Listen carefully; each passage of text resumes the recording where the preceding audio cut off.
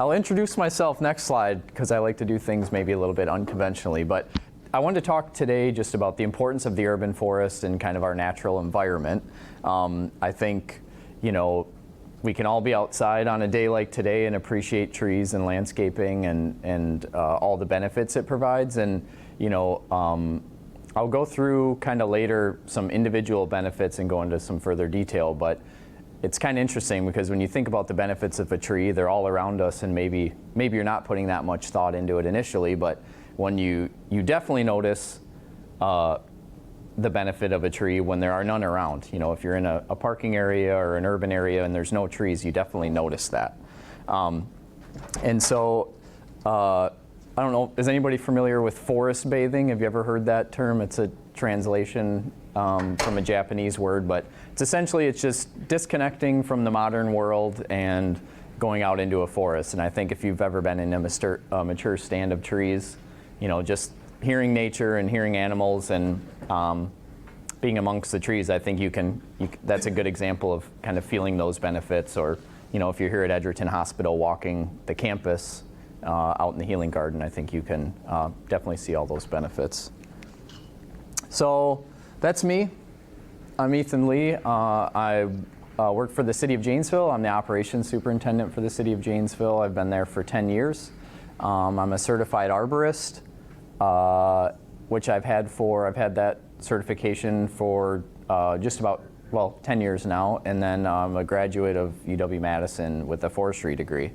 I'm also a member of the tree board or tree committee here at the hospital, and as well as a member of the Janesville Urban Forest Alliance, which I've been a member for 10 years. And the Janesville Urban Forest Alliance, the goal is really just to promote urban forestry, planting of trees, maintenance of trees, and actually the Urban Forest Alliance has donated, I think, 2 trees now to the campus here. And so if Mark's agreeable, I think we'd like to kind of keep that partnership going in the future. So yeah, absolutely. Yeah, so that's been fun. So the benefits of the urban forest, reduction in pollution, I think that's pretty well documented. We've all heard about that. You know, they can modify the local environment, whether that's, you know, kind of the climate being as small as next to that individual tree or your property specifically, or even, you know, a city or this campus, for example. Trees can improve the economy.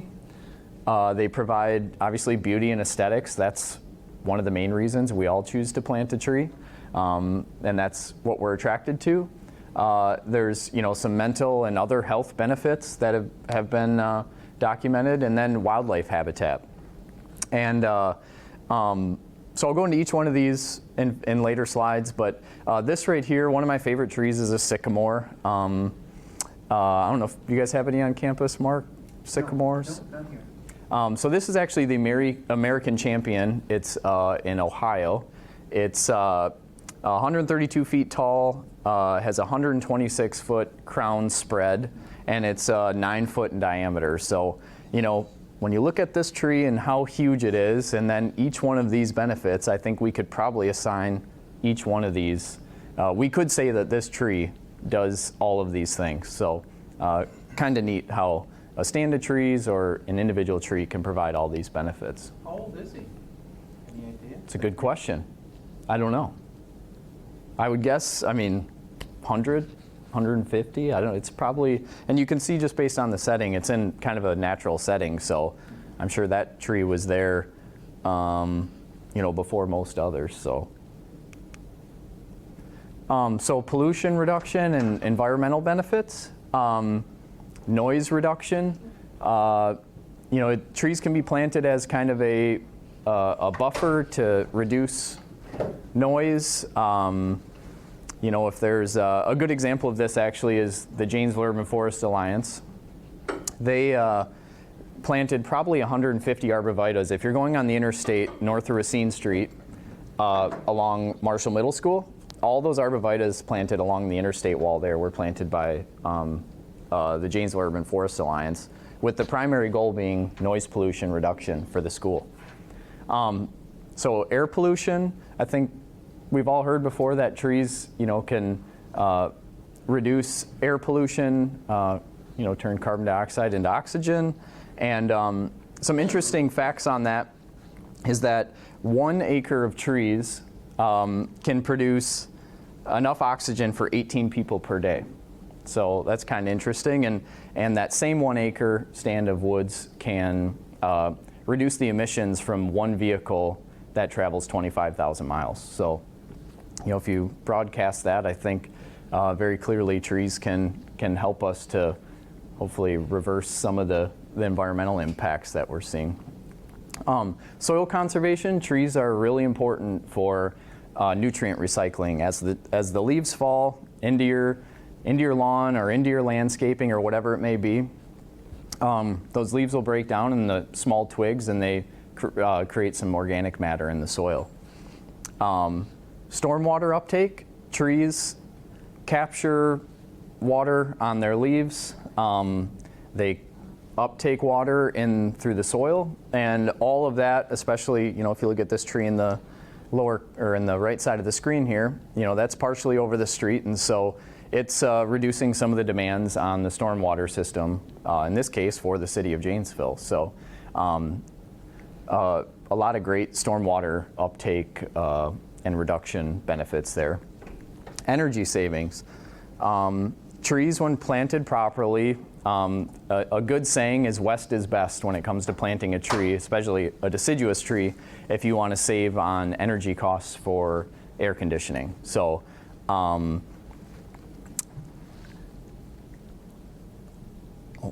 that button does a lot. So just a couple of energy saving statistics here is that the U.S. Department of Energy says that 3 properly planted trees, so in areas where they're going to broadcast shade onto your home, can save $100 to $250 per day on fossil fuels. And this tree in particular, this is actually a friend of mine's house, and this honey locust. It's kind of hard to get perspective, but that longest limb there does reach to the back of his house, almost all the way to the back gutter. And so in the summertime, this tree casts a shadow over almost his whole roof, and even on the hottest days, he rarely has to turn his air conditioning on. So, when you think about future benefits and the cost to plant a tree versus future savings, there's a good argument to be made to plant a tree to save some energy. So changing in the climate, so trees can reduce the heat island effect, and the heat island effect is it's an urban or metropolitan rise in temperature as compared to the immediately abutting kind of rural temperature, and in most cities that's can be 3 to 10 degrees. So shade, obviously, trees, they cast shade. They filter sunlight through their leaves and broadcast a shadow, which, if you see a park in the summer, the people tend to be around the trees. And I'm sure on the campus here, if there's a tree casting a shadow over a bench, that's where people tend to congregate in the summer. Transpiration, this is as water is uptake through the roots in a tree, it transpires out through the leaves. And that transpiration can reduce temperature.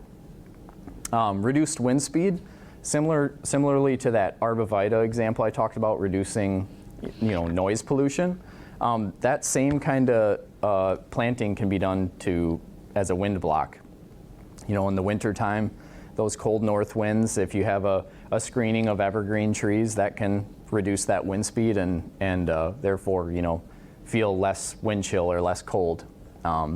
And so, and reduce glare on sunny days. I think this one is kind of interesting and maybe something, again, that we only appreciate when there are no trees. But if you picture a commercial building or a parking lot full of cars and that sunlight is glaring off of all those windshields and windows.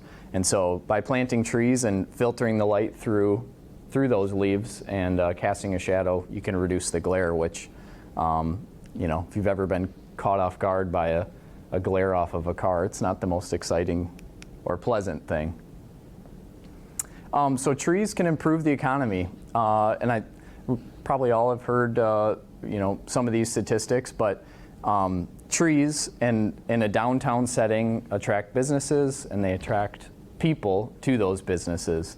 And it's maybe chicken or the egg argument here of were the businesses there, so then the municipality decided to plant trees, which brought in the people, or was it the trees that brought in the businesses and brought in the people? And so increased shopping times, so they've done studies where when there's trees present, people spend more time in stores and they spend more time in downtowns where there are trees. Rentability and occupancy. When trees are present, whether it's a apartment complex or some of these downtown urban areas where there may be a apartment above a business, those are rented for longer and more likely to be rented as opposed to being vacant when trees are present. More reliable and harder workers. So they've done studies that businesses that have trees and nice green spaces, they tend to have less absenteeism and harder working workforces. So individual property values can also be increased. They've done some economic studies on how planting a tree can add value to a home. And so for every $1, this was a study by University of Michigan, for every $1 you spend on trees or green spaces, you get a 109% return. So that's a good investment no matter how you think of it. And then, so another study found that one tree in front of a house can bring an average of a $7,000 increase in property or sale price. So kind of interesting. And size range, that 1-year-old tree probably isn't going to do that, but if you plant one when you move in and you sell your home in 10 years, I think it's fair to say that that more mature green space and developed green space could bring that in value.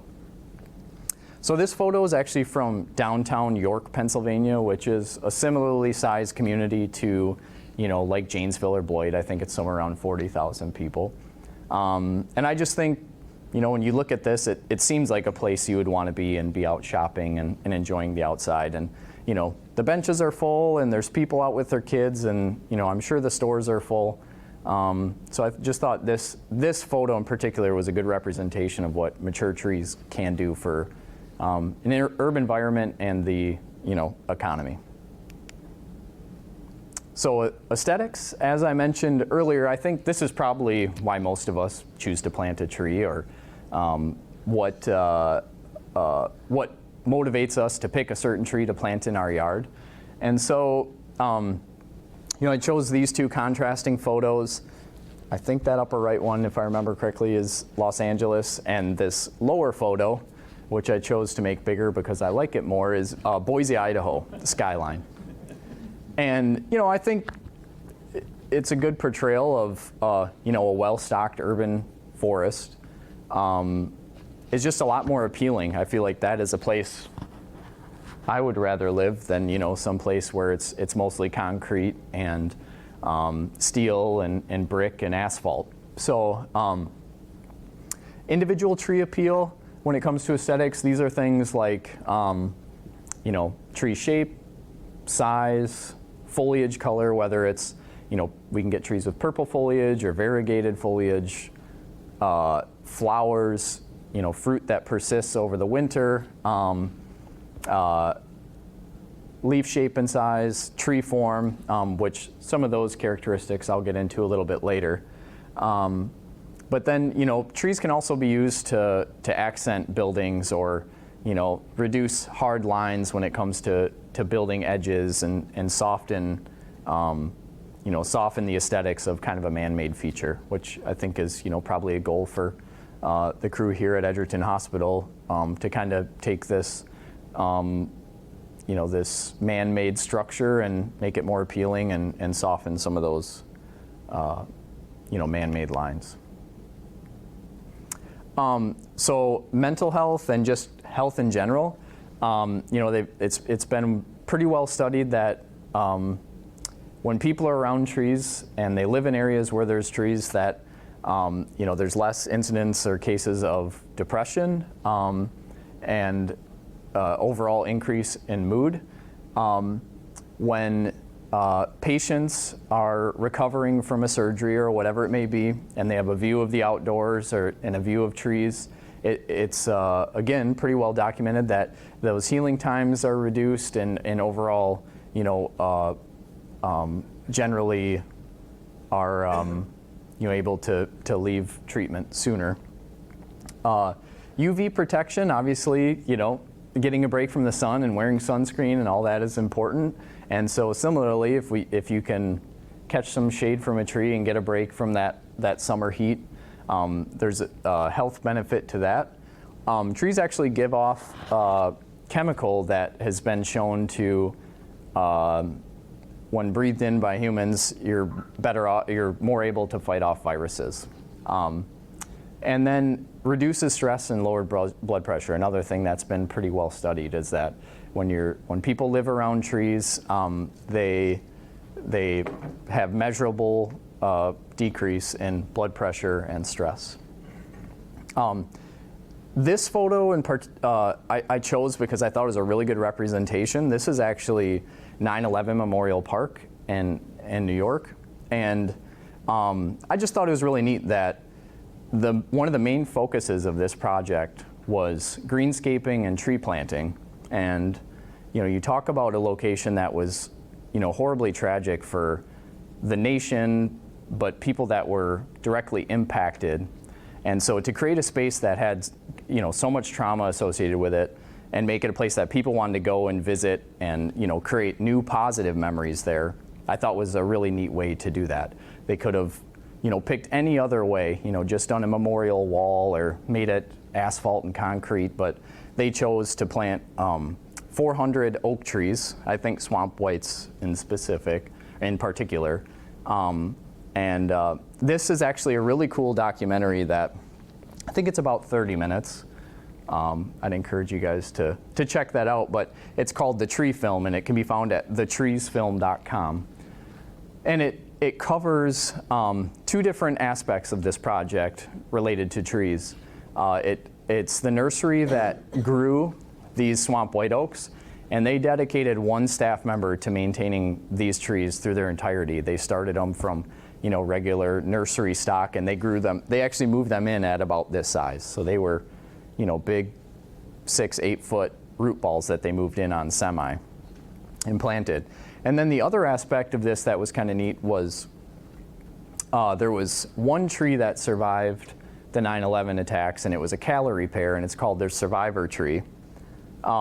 And they actually propagated that tree, and they kept the original and did, I believe, transplant it back to this project, but then they were selling cuttings of that tree, propagations of that tree. So I just thought, kind of a really great example of how trees can turn what was such a negative thing for so many people into a new space where you can really, kind of make new memories and enjoy a space that was at one point one of the biggest tragedies in our country. So, wildlife habitat. If you don't have a pizza tree, you got to get a pizza tree. The squirrels really love it. So, I actually can't source them anywhere. Mark? No. Any pizza tree sizes? Yeah, okay. All right. But so obviously wildlife, even in an urban setting, the squirrels, the deer, the turkeys, the birds, they coexist with us. And so if you can plant a tree that also benefits the wildlife, I think it's a nice addition, whether that's, by bearing fruit, by having, some kind of tree debris that can be used for nest making, or tree form that's good for nest making. They can provide food and shelter, like I said, nesting for birds or squirrels, or even if you have a mature tree with a cavity in it, there's sometimes where, this is really big in Europe, but arborists will cut a tree and create habitat for wildlife. They'll use their chainsaw to kind of, dice up the top of the tree. they'll leave a standing stub, and they'll cut cavities into the tree for woodpeckers, and so it's kind of neat. And then pollinators, trees are one of the first things to flower each spring. So they're hugely beneficial to bees, especially early in the year. You know, you hear more promotion about no-mow May because dandelions and those little yard violets, those are all things that are flowering early and good for bees.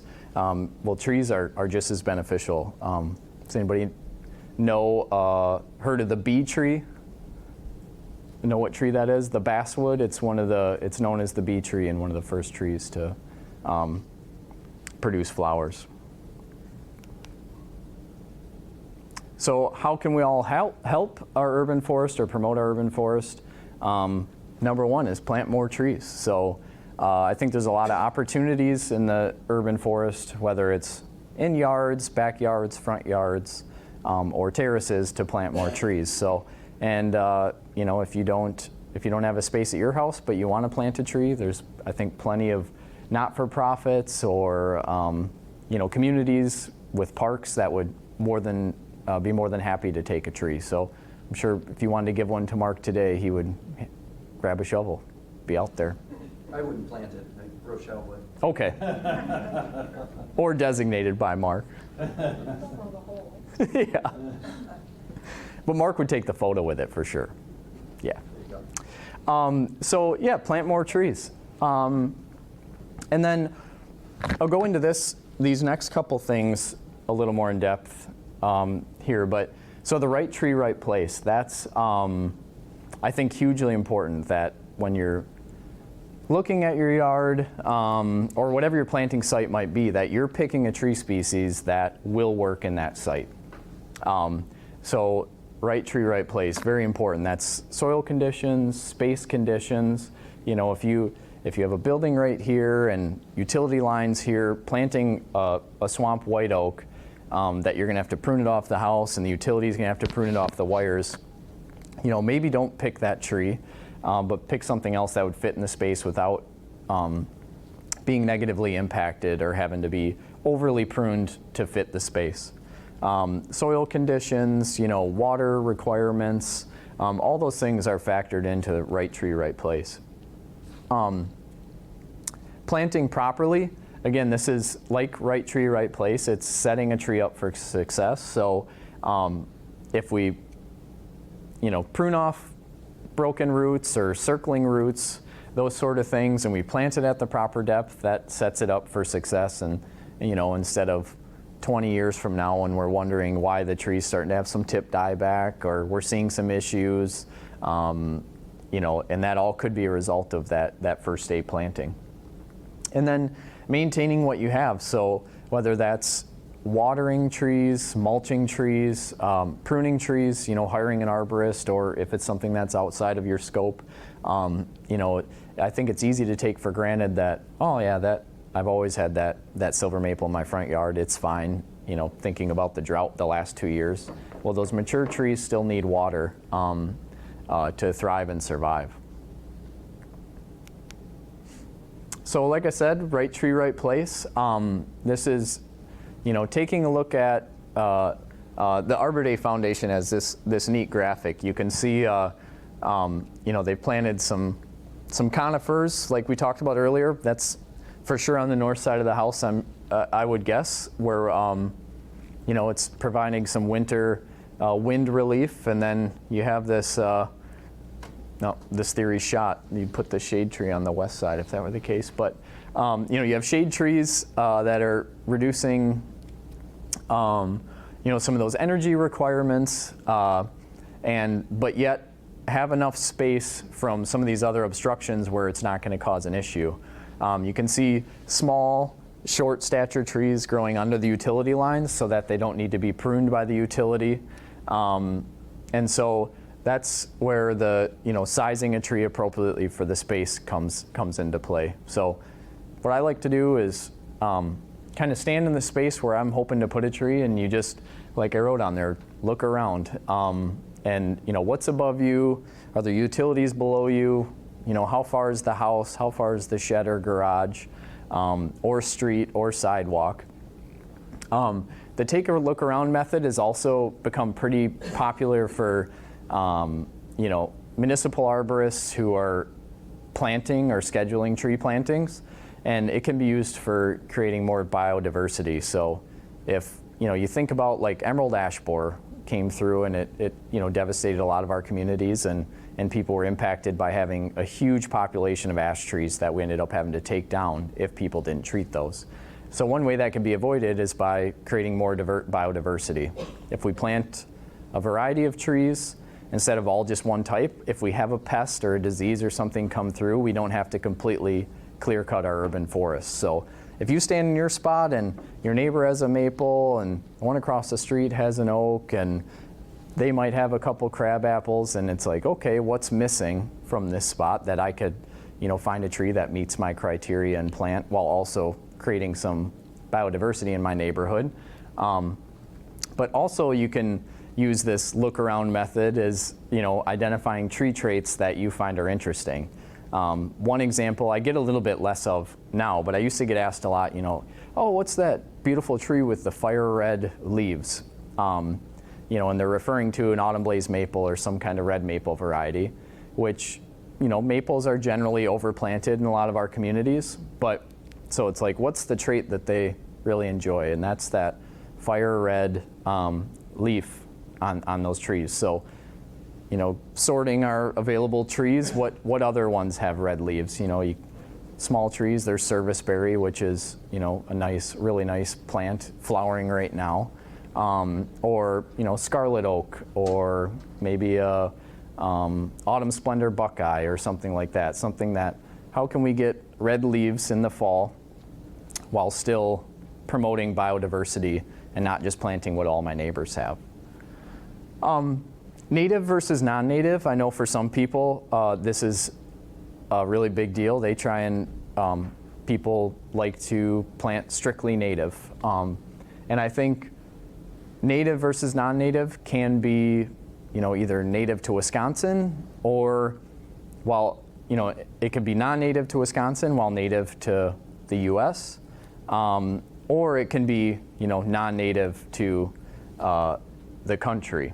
And so one thing is, I think a lot of people tie native or non-native to being invasive, and that's not always true. But I think it is important that if you're looking at a non-native tree species, that you look up its invasiveness. And a lot of times you can find that the Forest Service has a write-up on most trees, and one of those things will be, if it has invasive fruit or suckering or that sort of thing. So, and then, if you're kind of on the hunt for a tree that might work well in your yard, or you're on the fence about what you're interested in, there's a lot of nurseries around. There's a lot of garden walks in the spring and summer and into the fall. There's arboretums, and there's Edgerton Hospital campus here where you can come and walk around and see what trees might be interesting to you. There's a lot of apps out there now. If the tree isn't identified, there's a lot of apps out there that you can take a picture of a leaf, and it can really help you zero in on what it is. I know, like, just having the Google app on your phone, you can click the photo button, take a photo of a tree, and it'll give you a bunch of suggestions. There's an app that's called Seek, which is kind of a cool one. I don't know if that's still free or not. It used to be, but that's another neat one that will identify almost anything you take a picture of, plant or tree-wise. I wanted to keep this talk a little bit, kind of high level, not get too much into the weeds, but I wanted to bring up plant hardiness from the standpoint of, we're seeing some strange weather patterns, and that's starting to be reflected in this latest hardiness zone map. Hardiness is basically the average extreme cold temperature that a plant can survive. So it's like worst case winter day, can this plant survive that weather? And so they've established temperature ranges for that they call a hardiness zone. So 3B, which is kind of that northern Wisconsin area, Hayward, Eagle River kind of area, that's minus 30 degrees Fahrenheit to minus 35 is what they call the extreme cold temperature for that area. So to plant something up there, it would need to be a zone 3B or able to survive that most extreme cold weather. And what I find the most interesting is that this is now 6A is appearing in the state of Wisconsin, right here along kind of Kenosha, Milwaukee up to Sheboygan. And Zone 6 in the last iteration of this map was not on there, and so it's kind of interesting to think about what we could plant today that maybe 40 years from now would be thriving, but because we planted it early, we're potentially ahead of the curve. And I know the risk is spending money on something that could die, but if it establishes, and you might see a little bit of dieback each winter, but you could start planting some more southern species that will do well here. I think one good example is a redbud, which you see everywhere now, and personally one of my favorite trees because it flowers so early in the year.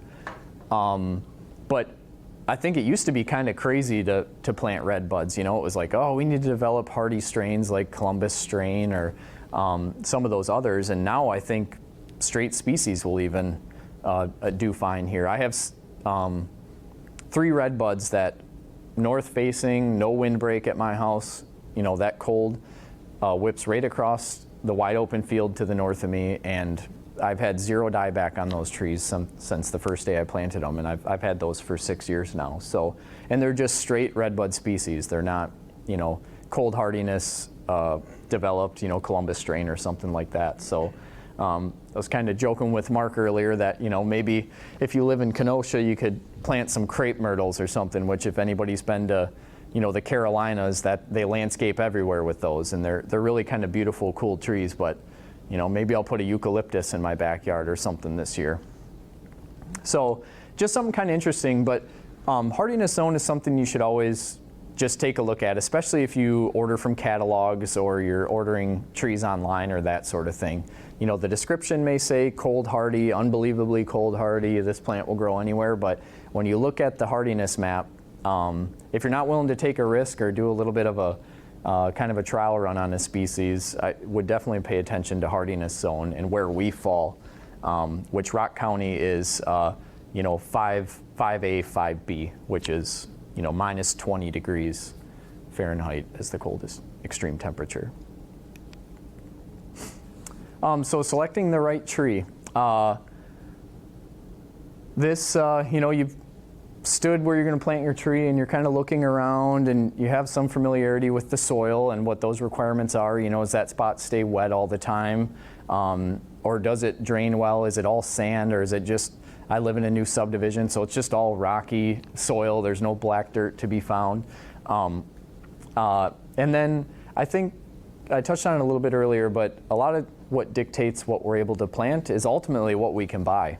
So once you know the site characteristics and some of the individual tree characteristics you're interested in, head out to a local nursery and see what's available. You can, there's some really good websites. I've ordered stuff off fastgrowingtrees.com, which they have a huge variety of trees on there, and they'll ship them bare root right to your house. But so yeah, check out local nurseries, because ultimately, we can only plant what we can buy. And so I'm sure you guys are all here, so you're interested in this stuff, but I enjoy, this time of year, you take a trip out on a weekend day and go walk through a garden nursery and see what's available and talk yourself out of buying stuff.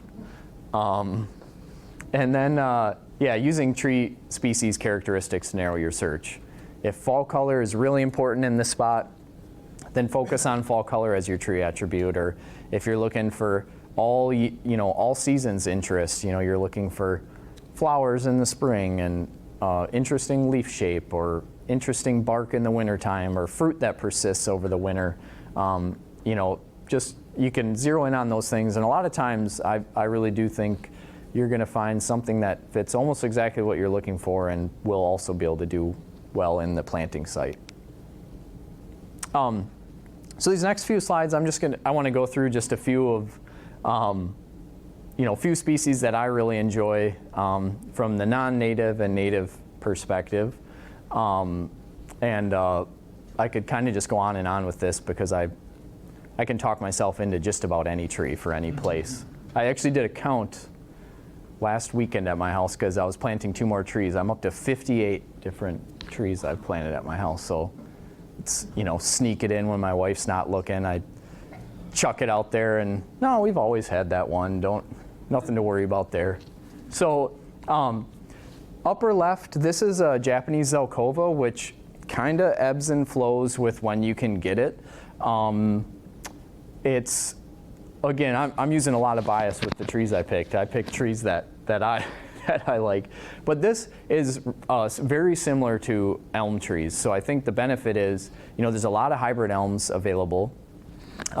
Generally, elms don't get as nice of a fall color as Zelkova, but the downside to that tree is that the branching structure can be kind of unruly. They're prone to, the V branching structure, which can fail in storms versus, so some of that stuff, it just takes a little bit more maintenance when the trees are young. The lower left and middle, this is a tulip tree or tulip poplar, if anybody's familiar with those. I should say the Zelkova is not native to the U.S. Tulip poplar is native to the U.S., but I actually heard from a DNR forester when I was in college that said they discovered a stand of tulip poplar over by Mineral Point, Wisconsin, that they had no clue how it got there. If Paul Bunyan was flicking these seeds out there too as he was running through, but they were extremely mature trees and had, from what he could tell, been there 100 years or so. But what's neat about this tree, I think, is the leaf shape is really cool. It's, if you're looking at a cat head on, I feel like it's got that cat face. That's kind of how I learned it in college. You can see the whiskers in the ears. But they have a really neat flower.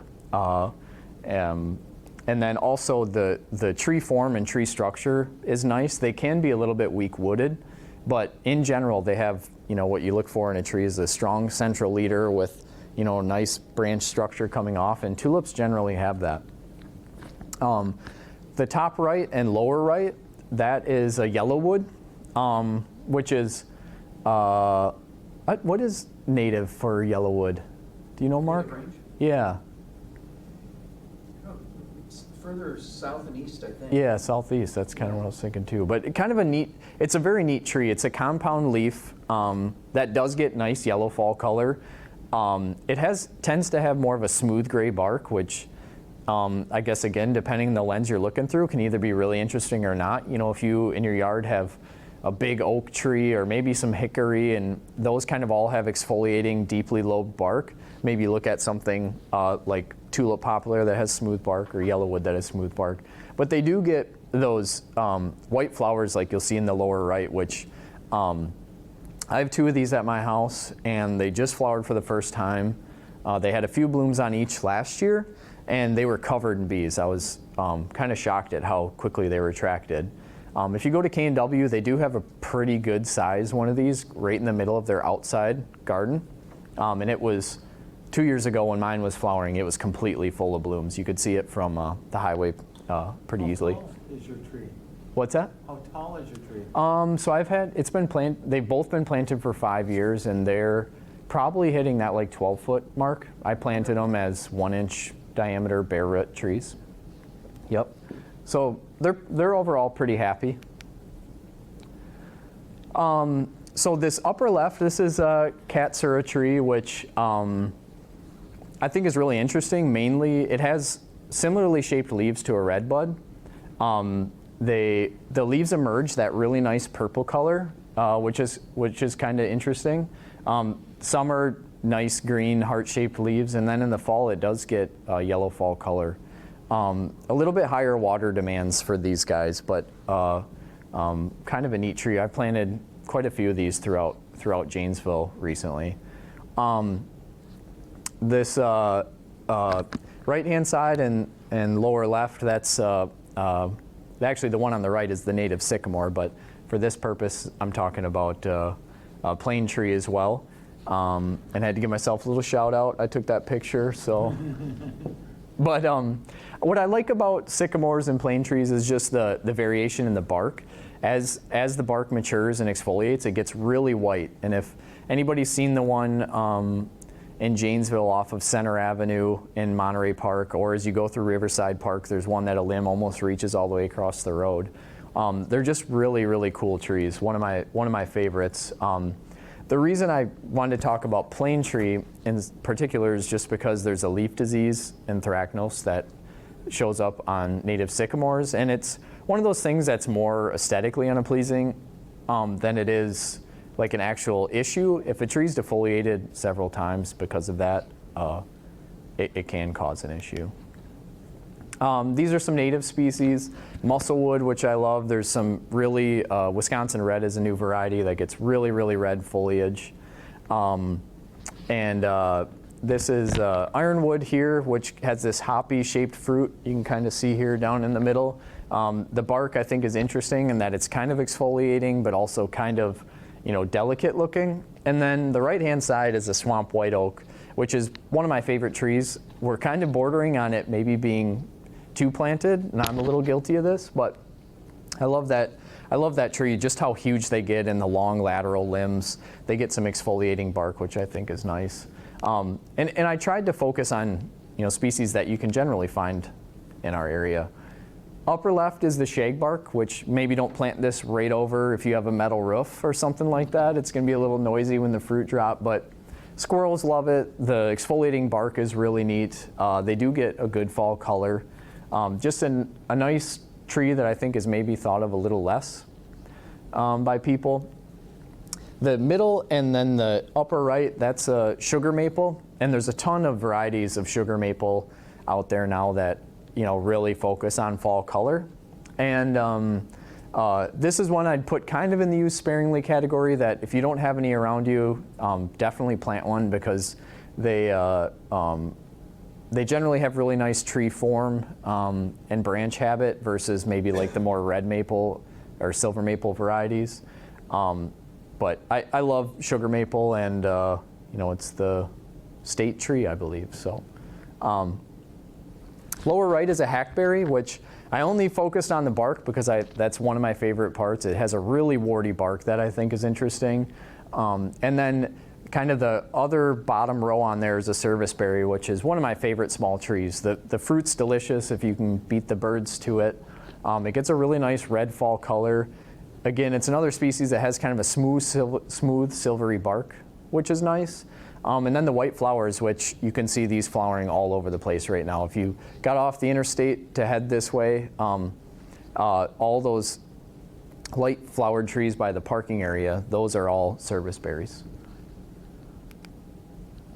So I wanted to just touch a little bit on urban hardy trees, because again, we're talking urban forests. So honey locust, I put use sparingly just because this is another one that is becoming a little bit overplanted, just because it is so urban hardy. It's one of those easy parking lot trees to pick, but good branch structure. They can get a little sprawling, but they have small leaves, so if you despise raking, just let them blow away. Your neighbors can deal with them or mulch them up.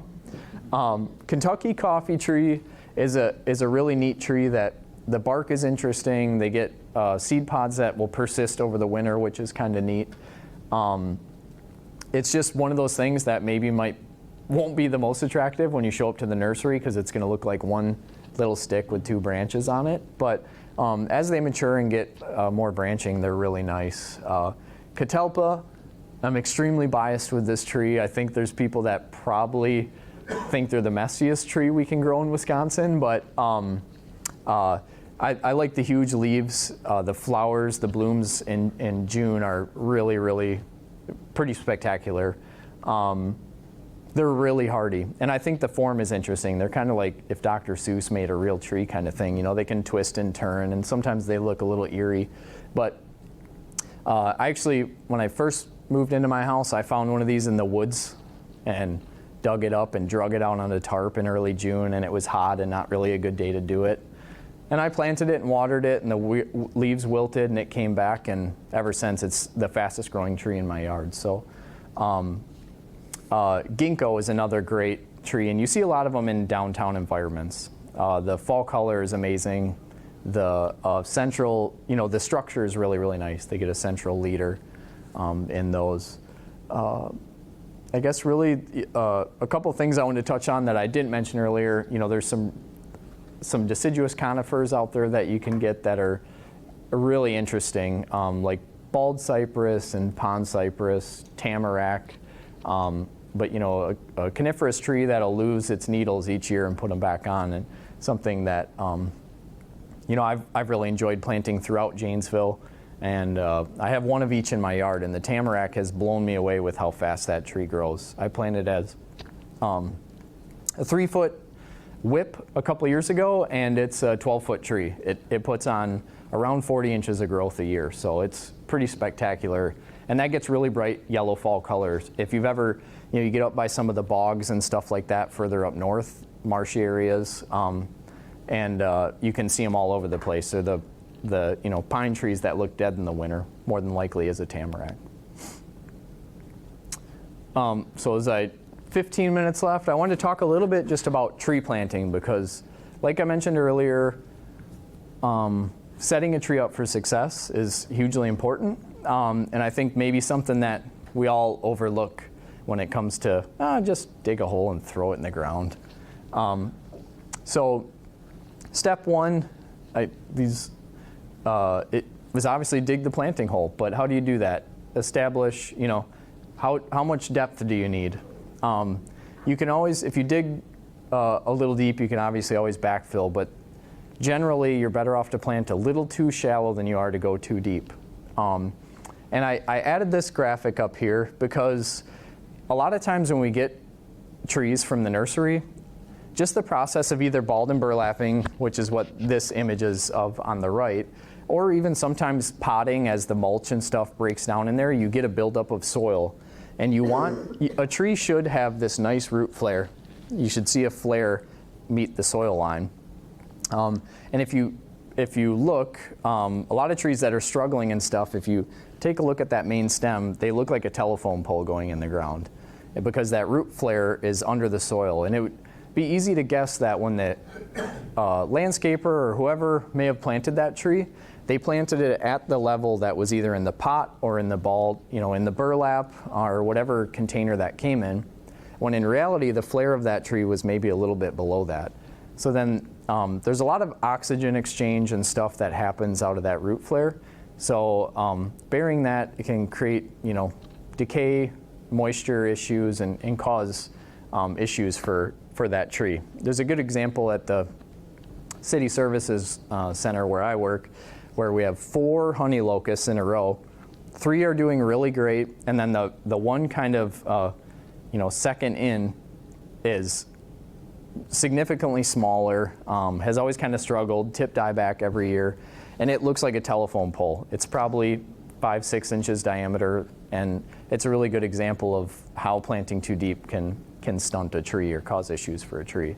So step one, dig the planting hole to the proper depth. And in the case of balled and burlapped, you can kind of see on there that the bottom of the basket was cut off, and so that's when it's set in the hole and you have the proper depth. You don't have to worry about rocking the tree and cutting the bottom basket off. You can just worry about the sides. And that actually has the burlap cut off the bottom too. So step two is just you've gotten your the bottom of the basket cut off, you have your planting hole established, and just be gentle when putting the tree in the ground. It's pretty easy to rock the tree and damage a branch or something like that. But also, this was when I worked for the City of Middleton, we did this, but they had some cool planting hooks, which I haven't been able to find. I don't know where they found those, but you could hook right in the basket and kind of lift with a little more ergonomics. So I thought that was kind of interesting. But step three is to entirely remove the packaging material, which in this case was the burlap. But I will oftentimes set my tree depth by, you can set the whole bucket in there if you're doing a container tree, and lay your shovel across the hole and make sure that that bottom of the shovel line is at the root flare, which is at kind of soil grade.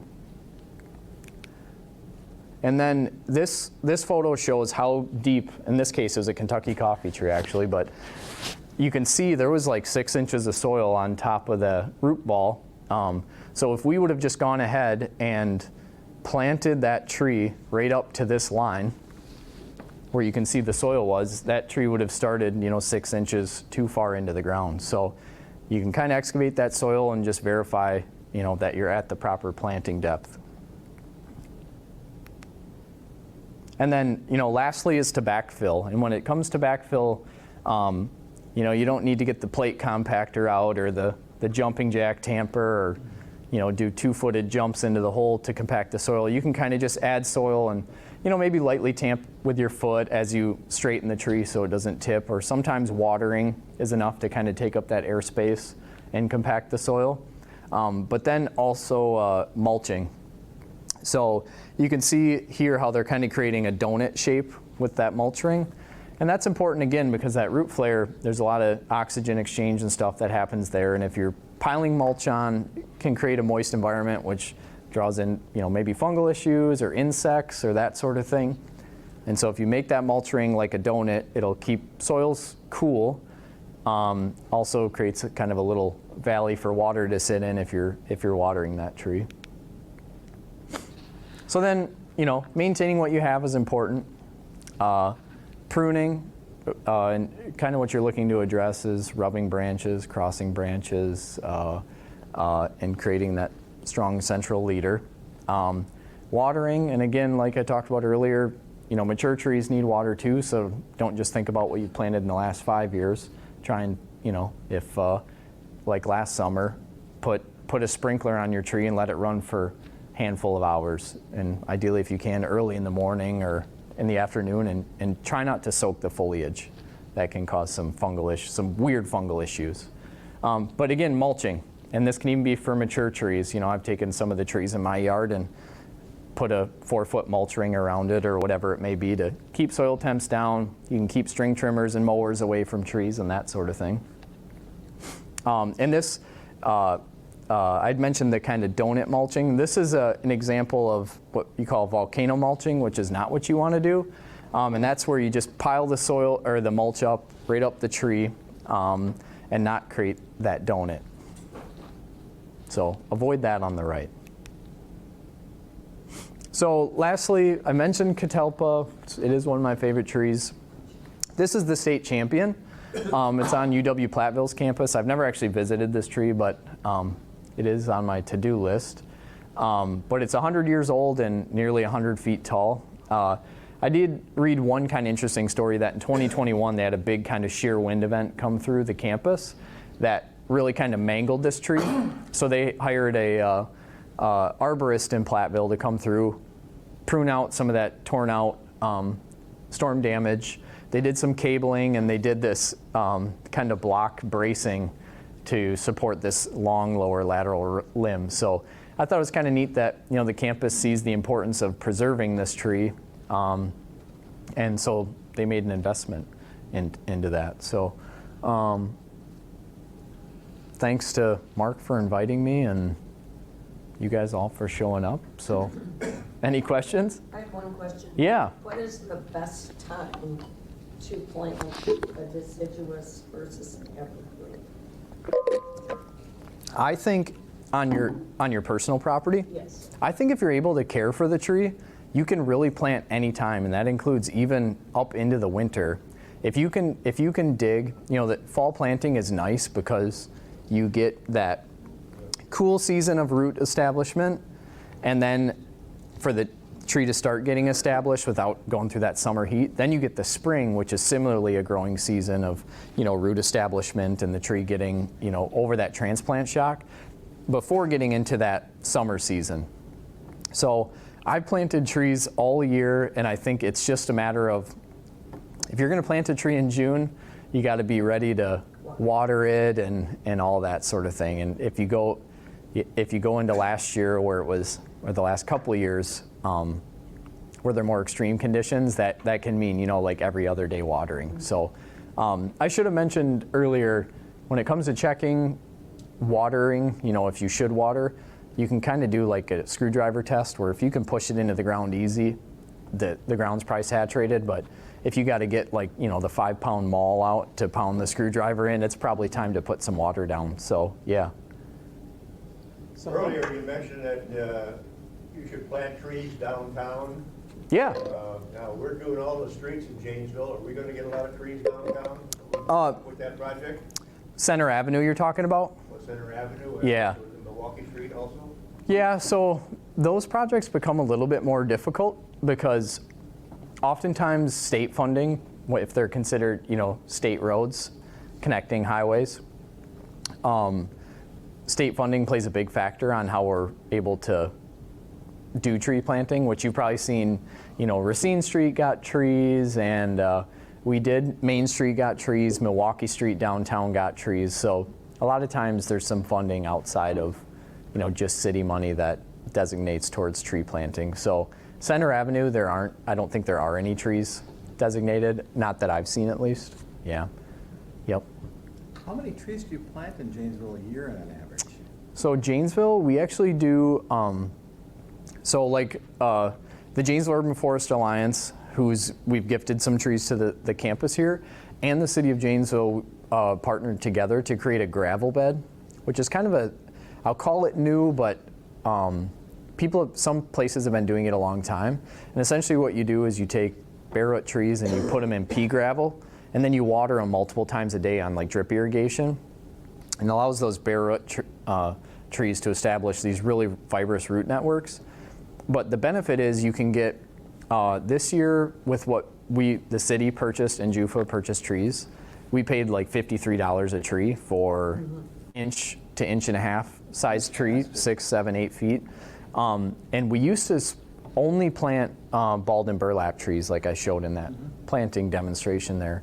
So, which we were averaging, $160 a tree. So we're able to get 3 to 1. So now we're up around 200 trees per year. Fantastic. Yeah. Nice variety. Yeah, I think, I intended to bring a list this year. Oh, I don't have it over there, but I think I have 20 different species this year. Yeah, which is really neat. So that's another benefit is with lower tree cost, I feel a little bit better about maybe, okay, let's only get 5 of this one thing we've never tried before and see how it does. And we'll get 10 of the thing we know that does really well, or 15. So it's nice that we can afford to get more trees while also maybe having a little bit of flexibility to try some new things without being invested $150 or $200 a tree.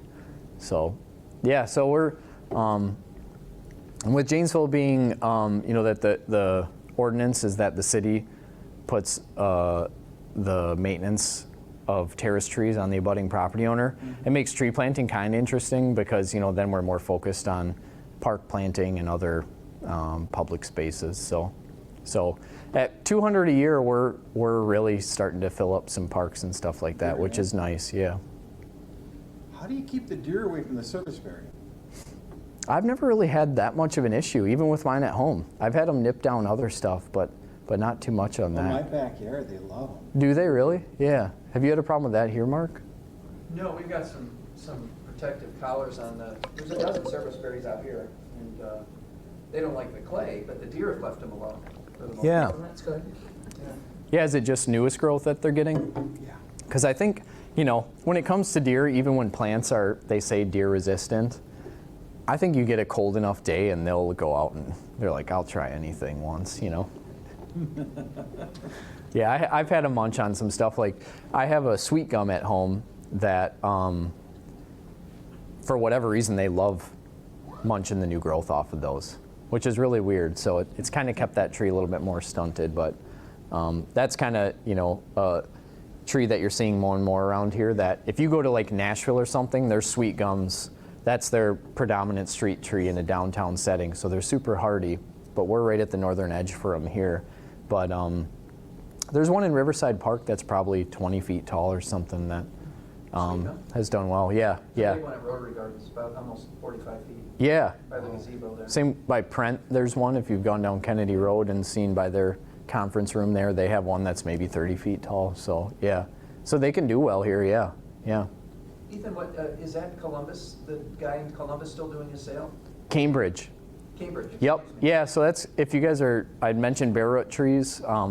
Jay Weiss is a really super self-taught really smart tree guy who started a project in Cambridge, a not-for-profit, in an effort to, if somebody buys a tree from him, they can plant a tree in Cambridge. And he set the goal to plant 1,000 trees there in 10 years, and I think he did it in 8. But tons of variety, really reasonable prices.